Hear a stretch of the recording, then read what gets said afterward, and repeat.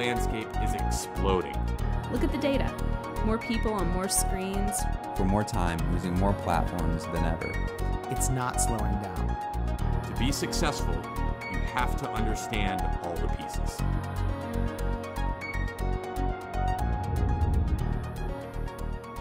Hello, my name is Gomersall, and I've spent my entire career at the intersection of three industries: marketing, technology, and creativity. And there has never been a better time to be in the intersection of those three things. There is a ton going on, and that's why we created this marketing series. Because there's so much going on, we're having conversations with innovative, smart people every day that are contributing to our knowledge and our understanding of the industry. And we thought we'd get some of those on video and give them back in a marketing series. So today, our guest is Peter Macey, who's a director at Forbes Media in Chicago. And I had a chance to sit with Peter at CES this year at a bar and have some drinks and some discussion. And we had so much to say that I asked him to be a guest on here. So thank you for joining us today, Peter. Right on. Thanks, Chris. Good to see you. Good to see you, too. There's obviously a lot to talk about from a publisher standpoint. I've got a couple of notes here I want to go over. And feel free to just kind of riff however you'd like. But Sounds good. But I enjoyed our conversation. I want to keep that going. Starting from the beginning, I mean, when you talk about brand journalism, brand content, and how brands are storytelling and creating content, you talked a little bit about kind of going to where the people are and how the content is discoverable. I thought you had some really great insight into that, and I'd love to have you continue that and give your thoughts. Sure, absolutely. Well, and Forbes works in the B2B, B2C space. We talk to a lot of brands, and what we're finding these days is certainly everybody's out there understanding the power of brand journalism, branded content, native advertising, telling your story. And so, what's happened is that's changed the infrastructure of companies.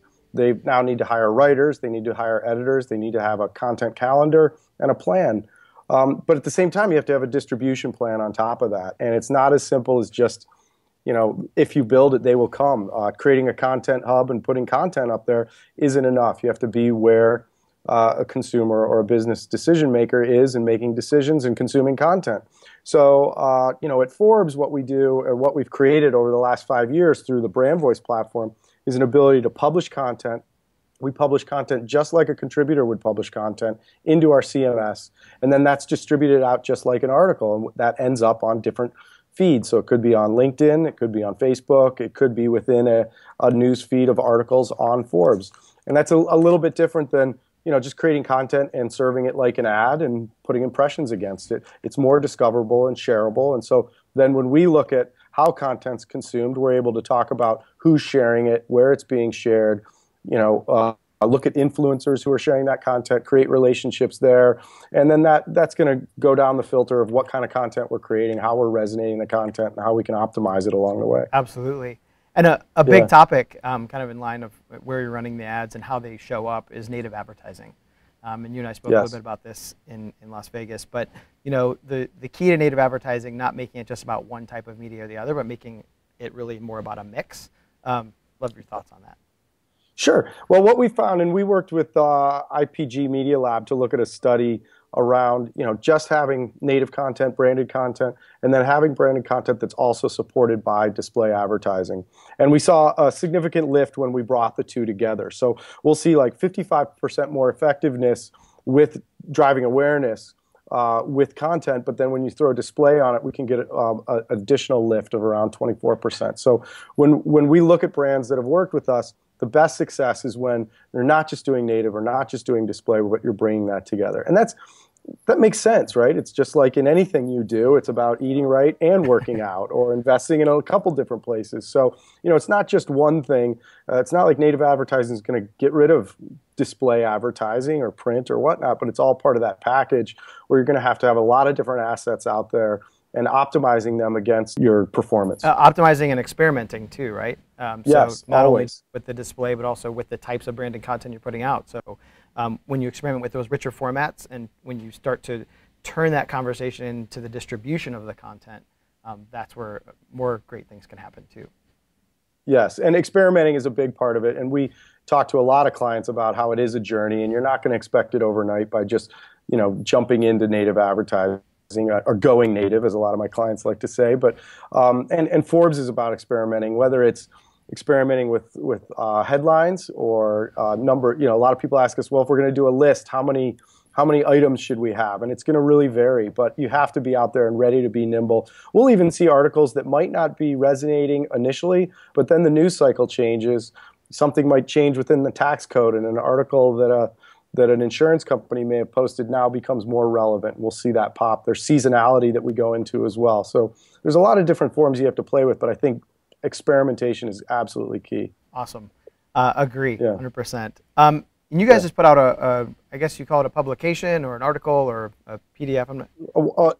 Yeah, one of those things, or all of those things. An executive summary about a survey we did with about 380 different marketing executives. It's part of our CMO practice here at Forbes that's run by Bruce Rogers, but it's called Publish or Perish. And it talks about how we're moving from not just an advertising practice, but to a publishing practice. And what does that mean for CMOs? And how do they? What are the challenges that they're looking at when they look at things like focus and process and inefficiencies? You know, you hear about large companies creating a lot of content, but it's not making it down to the sales force, or it's not being leveraged the way it should be. Again, it's put on a hub that nobody goes to, and it needs to be distributed out and have revenue or paid media put behind it. So there's a lot of challenges within that. It's the idea of hiring different people. A lot of CMOs now will have an editor-in-chief that sits right under them that reports to the CMO to help build out that calendar of content, which, you know, a lot of clients we talk to, that's what we hear. We don't have the calendar set yet. Who's the decision maker? A lot of CMOs don't yet have that individual that owns content for the company. And I think we're going to see that changing. I think it's, to your point on the excitement at the top, I think that's really exciting of where things are going, with that CMO at the center affecting sales, affecting HR, affecting internal communications.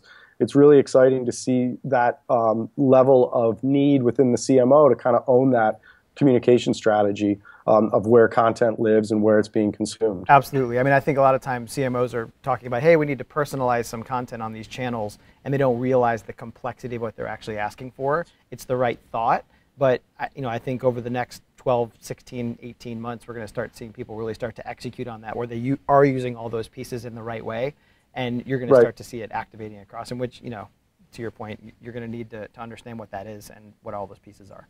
Right, and that's what we're seeing is people want more personalized content, whether it be language, and think about how challenging that makes things. Just to change language, to create a microsite within a different language, that's exponentially. On top of that, we need automation. We've got to use technology to make it happen. Who's going to make those decisions and look at those multitude of vendors out there and decide which ones are the best? That's something we talk about in our paper and list some good options. But it's going to be a continual process, an exciting process that obviously, up-and-comers are going to come in and solve a lot of those problems that CMOs are starting to see that they didn't have 12 months ago, 16 months ago, and new problems that are going to be coming up 18 months from now. Awesome. Well, thank you so much. I think we could dive deep into any one of those topics. There's a lot to talk about here. We try to keep the video short so that people's attention spans can be met and happy within those little time frames. But thank you so much for joining us today. To anyone watching, you can get a hold of Pete at his contact info below. If you want to continue to subscribe to this channel, we're going to be putting more of these videos out on an ongoing basis. Tell us what's working, what's not. Love to hear it in the comments. Thank you, Pete, and thank you guys, and have a good day. Thanks, Chris. Thanks, Atomized.